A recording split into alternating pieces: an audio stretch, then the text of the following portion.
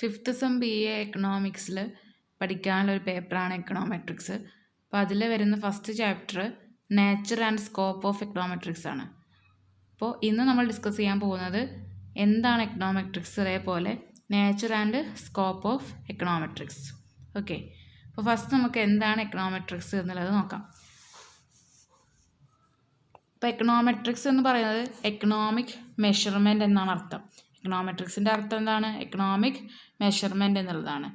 അപ്പോൾ എക്കണോമെട്രിക്സിൻ്റെ സ്കോപ്പ് നോക്കുകയാണെന്നുണ്ടെങ്കിൽ അതൊരു ബ്രോഡർ അല്ലെങ്കിൽ വൈഡർ സ്കോപ്പ് ഉണ്ട് എന്ന് പറയാറുണ്ട്. പിന്നെ ഇവിടെ കൊടുത്തിട്ടുള്ള ഡെഫിനിഷനാണ് എർഹാർഡിൻ്റെ ഡെഫിനേഷൻ, ഗോൾഡ്ബർഗർ ഡെഫിനിഷൻ, ദെൻ തെയിലിൻ്റെ ഡെഫിനിഷൻ. ഇപ്പോൾ സിമ്പിളായിട്ട് നിങ്ങൾക്ക് പഠിക്കാൻ പറ്റുന്ന ഏതാണോ അത് പഠിച്ചു വെക്കുക. ഇത് തെയിലിൻ്റെ ഡെഫിനിഷൻ പഠിക്കാം, അല്ലെങ്കിൽ ഗോൾഡ്ബർഗറിൻ്റെ ഡെഫിനിഷൻ പഠിക്കാം. അപ്പോൾ ഇവിടെ എക്കണോമെട്രിക്സ് എന്ന് പറയുന്നത് ഗോൾഡ്ബർഗറുടെ അഭിപ്രായത്തിൽ econometrics may be defined as the social science in which the tools of economic theory, mathematics and statistical inferences are applied to the analysis of economic phenomena. ഒരു എക്കണോമിക് ഫിനോമിന അനലൈസ് ചെയ്യുന്നതിന് വേണ്ടിയിട്ട് statistical inferences, അതേപോലെ mathematics, economic theory അവയുടെയൊക്കെ tools ഉപയോഗിക്കുകയാണെന്നുണ്ടെങ്കിൽ അത്തരത്തിലുള്ള ഒരു social സയൻസിൻ്റെ ബ്രാഞ്ചിനെയാണ് econometrics എന്ന് പറയുന്നത്. അപ്പോൾ നമ്മൾ ഒരുപാട് എക്കണോമിക് ലോസ് ഒക്കെ പഠിച്ചിട്ടുണ്ട്, എക്കണോമിക് തിയറി പഠിച്ചിട്ടുണ്ട്. അപ്പോൾ അതിലൊക്കെ മാത്തമാറ്റിക്കൽ ഡിറ്റർമിനേഷൻ അല്ലെങ്കിൽ എംപെരിക്കൽ ഡിറ്റർമിനേഷൻ, വെരിഫിക്കേഷൻ വരുന്ന ഒരു ബ്രാഞ്ചാണ് എന്ത്? എക്കണോമെട്രിക്സ് എന്ന് പറയുന്നത്. So econometrics is concern with empirical determination of economic laws. ഇപ്പോൾ എക്കണോമെട്രിക്സ് എന്ന് പറഞ്ഞാൽ എക്കണോമിക് മെഷർമെൻ്റ് ആണ്. അപ്പോൾ നമുക്കറിയാം എക്കണോമിക് ഫിനോമിന ഒരു മാത്തമാറ്റിക്കലി അല്ലെങ്കിൽ ഒരു സ്റ്റാറ്റിസ്റ്റിക്കലി ടൂൾസൊക്കെ ഉപയോഗിച്ചുകൊണ്ട് പഠിക്കുന്ന ഒരു ബ്രാഞ്ചാണ് എക്കണോമെട്രിക്സ് എന്ന് പറയാം. Okay, so econometrics is a combination of economic theory, mathematical economics and statistics. Economic theory, mathematical economics, statistics എല്ലാം കമ്പൈൻ ചെയ്തിട്ടുള്ളതാണ് എക്കണോമെട്രിക്സ് എന്ന് പറയുന്നത്. But the discipline is completely distinct from each one of these three branches of science. അപ്പോൾ നമുക്ക് എന്ത് പറയാൻ പറ്റൂല, ഈ മൂന്ന് ബ്രാഞ്ചസും കൂടി ചേർന്നിട്ടുള്ളതാണ് എക്കണോമെട്രിക്സ് എന്ന് പറയാം. പക്ഷേ എക്കണോമെട്രിക്സ് എന്ന് പറയുന്ന ഈ മൂന്ന് ബ്രാഞ്ചസിൽ നിന്നും എൻറ്റയർലി ഡിഫറെൻ്റ് ആയിട്ട് വരുന്ന ഒരു ബ്രാഞ്ച് തന്നെയാണ്.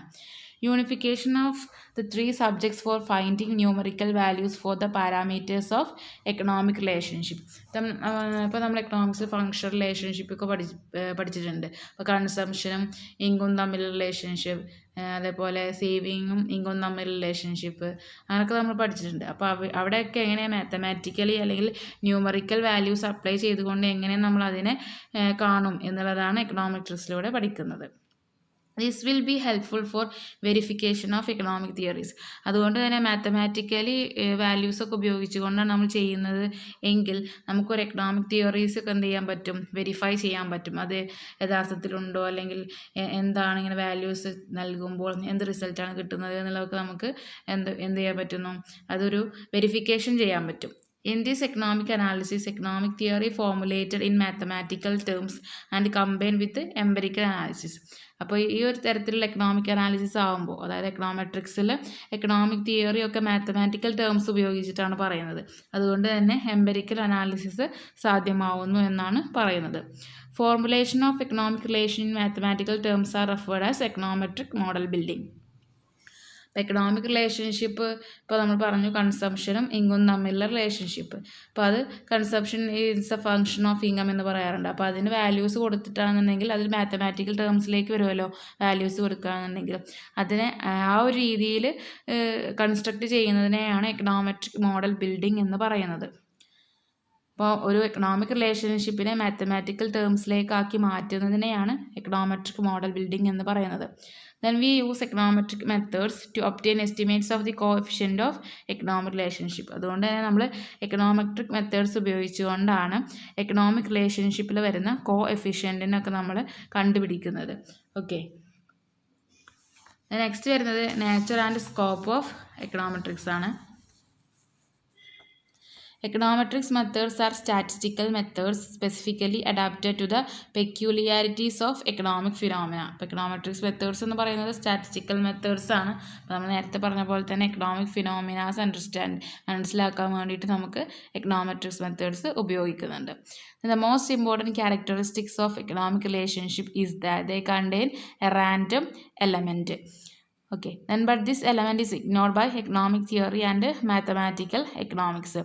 ഇപ്പോൾ എക്കണോമിക് റിലേഷൻഷിപ്പ് നോക്കുകയാണെന്നുണ്ടെങ്കിൽ അതിൻ്റെ മെയിൻ ക്യാരക്ടറിസ്റ്റിക്സ് എന്ന് പറയുന്നത് ഒരു റാൻഡം എലമെൻറ്റ് ഇൻക്ലൂഡ് ചെയ്യുന്നുണ്ട് എന്നുള്ളതാണ്. പക്ഷേ എക്കണോമിക് തിയറി ആണെന്നുണ്ടെങ്കിൽ മാത്തമാറ്റിക്കൽ എക്കണോമിക്സ് ആണെങ്കിലും ഇത്തരത്തിലുള്ള എലമെൻറ്റിനെ ഒഴിവാക്കുകയാണ് ചെയ്യുന്നത്. Econometrics has developed methods for dealing with the random component of economic relationship.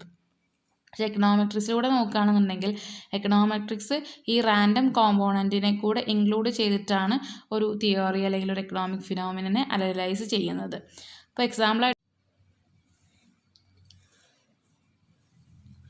അപ്പോൾ നമ്മളിവിടെ പറഞ്ഞു എക്കണോമെട്രിക്സിൽ ഒരു റാൻഡം എലമെൻസിനെ കൺസിഡർ ചെയ്യുന്നുണ്ട് എന്നുള്ളത്. അപ്പോൾ റാൻഡം എലമെൻറ്റ്സ് എന്താണെന്നുള്ളതിന് ഒരു എക്സാമ്പിൾ പറയാം കേട്ടോ. അപ്പോൾ ഇവിടെ എക്സാമ്പിളായിട്ട് കൊടുത്തിട്ടുള്ളത് ഡിമാൻഡ് തിയറിയാണ്. അപ്പോൾ ഡിമാൻഡ് തിയറിയിൽ നമുക്കറിയാം demands depends on its price അല്ലേ. പ്രൈസിന് നെഗറ്റീവ് അല്ലെങ്കിൽ ഇൻവേഴ്സ്ലി വാരീഡ് ആണ് എന്ത് ഡിമാൻഡ് എന്ന് പറയുന്നത്. പ്രൈസ് മാത്രമല്ല ഇവിടെ കൊടുത്തിട്ടുള്ള 4 ഫാക്ടേഴ്സ്, അതായത് price of related goods, taste and income of the consumer എന്നുള്ള ഈ 4 ഫാക്ടേഴ്സും കൂടെ ഡിമാൻഡിനെ അഫക്റ്റ് ചെയ്യുന്നുണ്ട് എന്നുള്ളതാണ് നമ്മുടെ തിയറിയിൽ പറയുന്നത്. ഓക്കെ, അപ്പോൾ മറ്റൊരു ഫാക്ടേഴ്സും ഡിമാൻഡിനെ അഫക്റ്റ് ചെയ്യുന്നില്ല എന്നുള്ളതാണ് ഇവിടെ എക്കണോമിക് ഫിനോമിന അല്ലെങ്കിൽ എക്കണോമിക് റിലേഷൻഷിപ്പിൽ പറയുന്നത്. ഇപ്പോൾ അതിനുള്ള രീതിയിൽ നമ്മൾ മാത്തമാറ്റിക്കൽ ടേംസ് ഉപയോഗിച്ചിട്ട് ഒരു മോഡൽ തയ്യാറാക്കുകയാണെന്നുണ്ടെങ്കിൽ അത് എങ്ങനെയായിരിക്കും?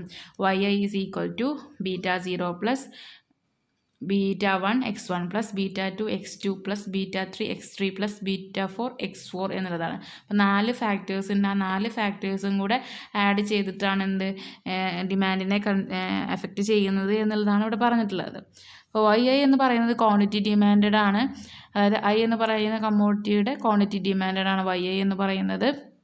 x1 x2 x3 and x4 എന്ന് പറയുന്നത് price of the commodity, price of related goods, taste and income respectively. അപ്പോൾ x1 എന്ന് പറയുന്നത് എന്താണ്? Price of the commodity. x2 എന്ന് പറയുന്നത് price of related goods, taste പറയുന്നത് x3 ആൻഡ് x4 എന്ന് പറയുന്നത് ഇൻകം. ഓക്കെ, അപ്പോൾ നമുക്കറിയാം റിയാലിറ്റിയിൽ ഈ ഒരു 4 ഫാക്ടേഴ്സ് മാത്രമൊന്നുമല്ല എന്തിനെ അഫക്റ്റ് ചെയ്യുന്നത്, ക്വാണ്ടിറ്റി ഡിമാൻഡിനെ അഫക്റ്റ് ചെയ്യുന്നത്. വേറെ കുറേ ഫാക്ടേഴ്സ് ഉണ്ട്.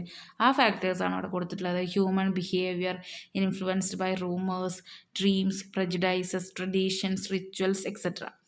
അപ്പോൾ ഈ ഒരു ഫാക്ടേഴ്സിനെ, ഈ 4 ഫാക്ടേഴ്സിലുപരി ഈ ഫാക്ടേഴ്സിനൊക്കെ ഇൻക്ലൂഡ് ചെയ്യാൻ വേണ്ടിയിട്ടാണ് UI എന്ന് പറയുന്ന ടേംസ് ഉപയോഗിക്കുന്നത്. അതായത് റാൻഡം എലമെൻറ്റ് പറയുന്നത് UI. ഓക്കെ, അപ്പോൾ ഇവിടെ പറയുന്ന ഈ മോഡലിൻ്റെ പ്ലസ് UIയും കൂടെ ഇൻക്ലൂഡ് ചെയ്തതാണ് നമ്മൾ പറയുന്ന ക്വാണ്ടിറ്റി ഡിമാൻഡ് എന്ന് പറയുന്നത്. ഓക്കെ, അപ്പോൾ എക്സാക്റ്റ് ഫോം ഇപ്പോൾ എക്കണോമെട്രിക്സിൽ വരുമ്പോൾ economic relations are in the exact of the form yi is equal to β0 plus β1 x1 plus β2 x2 plus β3 x3 plus β4 x4 plus UI എന്ന് പറയുന്നത്. അപ്പോൾ UIന് സ്റ്റോക്കാസ്റ്റിക് എറർ ടേം എന്ന് പറയാറുണ്ട്. എന്താണ് സ്റ്റോക്കാസ്റ്റിക് എറർ ടേം? അതായത് ഈ 4 ഫാക്ടേഴ്സിലുപരി ബാക്കിയുള്ള ഫാക്ടേഴ്സിനൊക്കെ ഇൻക്ലൂഡ് ചെയ്യുന്ന ഒരൊറ്റ ടേമാണെന്ത്? സ്റ്റോക്കാസ്റ്റിക് എറർ ടേം എന്ന് പറയുന്നത്. ഓക്കെ, അപ്പോൾ ഇവിടെ നമ്മൾ ഇതിനെ കമ്പയർ ചെയ്യുമ്പോൾ UI എന്ന് പറയുന്ന ടേം ആഡ് ചെയ്തിട്ടുണ്ട്. അത് സ്റ്റോക്കാസ്റ്റിക് എറർ ടേം ആണ്. വിച്ച് റെപ്രസെൻറ്റ് ചെയ്യുന്നത്? All other factors that influence quantity ഡിമാൻഡിനെ അഫക്റ്റ് ചെയ്യുന്ന ബാക്കിയുള്ള എല്ലാ ഫാക്ടേഴ്സും ഇൻക്ലൂഡ് ചെയ്യുന്നതാണ്. Okay, thus the model became inexact and more closer to reality. ഇങ്ങനെ UIയും കൂടെ ഇൻക്ലൂഡ് ചെയ്യുമ്പോഴാണ് ഈ മോഡൽ എന്ത് ചെയ്യുന്നത്? റിയാലിറ്റിയുമായിട്ട് കുറച്ചും കൂടെ ക്ലോസ് ആവുന്നത്. ഓക്കെ, അപ്പോൾ ഇത്രയും കാര്യങ്ങളാണ് നാച്ചർ ആൻഡ് സ്കോപ്പ് ഓഫ് എക്കണോമെട്രിക്സിൽ വരുന്നത്. അപ്പോൾ ഇന്ന് നമ്മൾ ഡിസ്കസ് ചെയ്തിട്ടുള്ളത് എന്താണ് എക്കണോമെട്രിക്സ്, അതേപോലെ nature and scope of econometrics ആണ്. Okay, that's all.